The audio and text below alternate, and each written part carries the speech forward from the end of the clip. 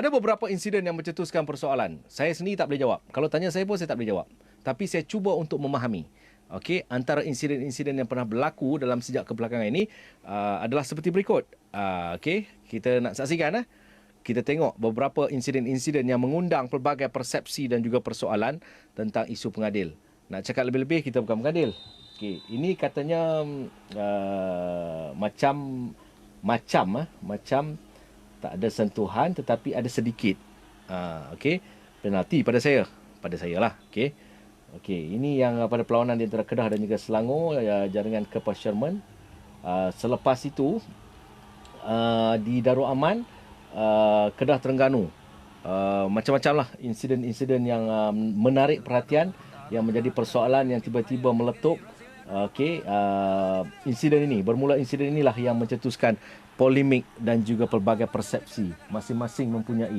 Saya bukan seorang kata pemutus. Okey, kes juga, Asmawi juga, tetapi kita mempunyai pandangan. Okey, selepas itu insiden menolak pengadil adalah insiden yang sebenarnya paling mencuri tumpuan, sama ada akan diberikan satu hukuman berat ataupun tidak. Okey, sebelum saya buka pada perbincangan, saya baca dalam satu buku ni. Buku ni buku FIFA.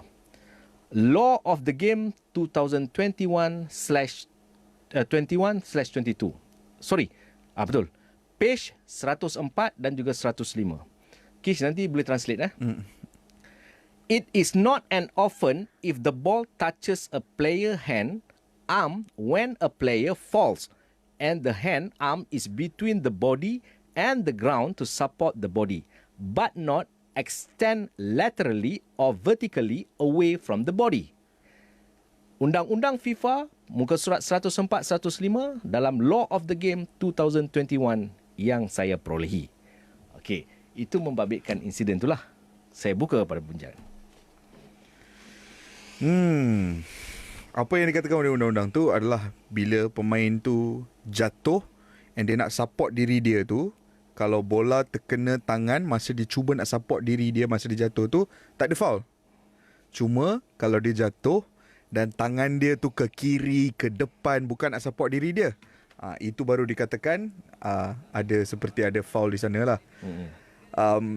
Jadi memang insiden ni agak kalau nak ditengokkan agak susah, agak sukar untuk kita menganalisa. Boleh faham dalam situasi dalam atas padang tu bila insiden seperti itu berlaku dan mungkin pengadil membuat sesebuah keputusan, boleh faham kalau ada pemain yang rasa frustrated, yang rasa sakit hati, so diorang rasa nak protes lah. Benda tu boleh faham sebab kita tahu bola sepak ni adalah sukan yang melibatkan emosi yang tinggi di atas padang kadang-kadang.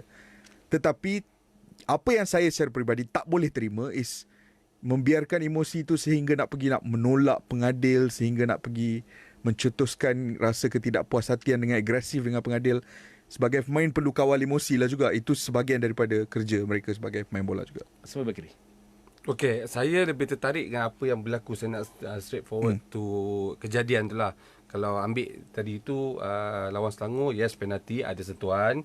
Kemudian lawan Kedah Terengganu, yes berlaku penalti. Dia bukan disebabkan undang-undang tu kata jatuh by support ke apa semua, tapi dia punya critical game tu dengan emosi pemain, dengan ketinggalan pasukan Kedah, dia need a goal, dia pergi attacking, kejadian tu berlaku, dia perlukan penalti. So itu yang menyebabkan salah satu lah.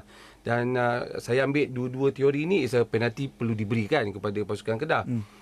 Cuma bila berlakunya sikap pemain yang protes, panas, touch ref, dan itu yang menjadikan perkaranya itu je, bukan disebabkan lagi yang penalti tu ataupun kesalahan tu, tapi kepada serangan ke atas pengadil kan. Dia protect nak pengadil tu, dah undang-undang tulis kat situ one touch saja, one intention je you kan kena cut. Season ni je bang, dah 3 kali dah insiden ni berlaku, sentuh pengadil. So lebih kepada pemain Kedah Daniel tu, lebih kepada bukan keputusan yang penalti tu yang nak beri, tetapi kepada serangan ke atas pengadil. Pengadil yang sama membabitkan Nakso Insa. Okey. Jadi FAM lepas ni kalau Nakso Insa 2 game, Cuma saya tambah sikit boleh kalau isu pengadil ni nak settle down. Mungkin lah pada pandangan saya sebagai pemain yang dah main dan dah tengok apa yang berlaku ni, Kadang-kadang saya minta perhatian pengadil lebih lihat kepada kepentingan pada perlawanan-perlawanan sesuatu perlawanan tersebut. Bukan menidakkan Terengganu lawan JDT Terengganu lawan Kedah tu sebenarnya satu dalam keadaan perebutan posisi dan mata. Jadi perlu meletakkan sedikit pengadil yang lebih berpengalaman, lebih alert pasal benda ni, kerana selain daripada mereka menjadi pengadil untuk mengesan penalti ke offside ke apa semua, tapi kepentingan perlawanan tu juga perlu diambil kira. Dan itu sebenarnya tension yang paling tinggi. Kerana kedudukan perlawanan tu penentu tu. Diorang nak menang duduk atas nombor 2, nombor 3, dan itu menjadikan tension kepada pemain dan pengadil perlu bersedia.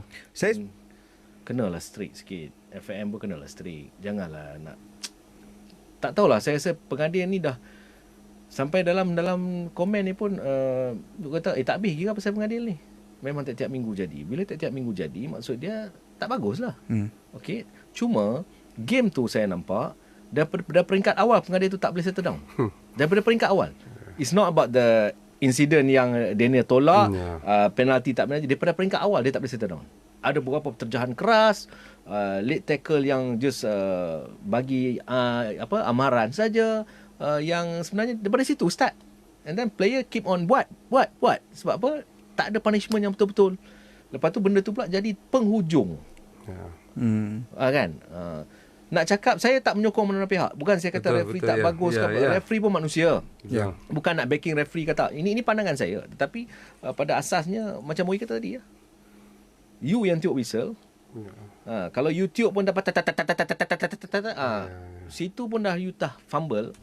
Macam mana you nak layan sampai 90 minit? Betul lah. Kita tengok dari segi sini apa yang berlaku tu, dia punya keputusan tu tak begitu firm, tak jelas keputusan yang mereka nak ambil ketika itu. Memang betul, bukan senang pengadil nak handle macam saya cakap tadi lah. Handle game ni game yang saya anggap memang Kedah lawan Terengganu nombor 2 nombor 3 nak berebut tempat, dan dia akan tension kat situ. Cuma keputusan tu kena lebih tepat dan lebih jelas kepada pemain.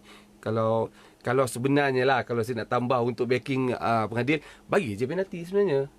Sebab game tu kau boleh tengok dia mungkin dari segi sudut kalau Kedah skor dia bawa 2 sama. Jadi kepada semua referee tersohor di Malaysia, saya Hafizal Ahmad ingin mengambil kesempatan ini untuk mengucapkan selamat menyambut bulan Ramadan. Saya mohon ampun dan maaf di sepanjang bulan Ramadan ini. InsyaAllah selepas bulan Ramadan saya akan minta maaf sekali lagi. Kita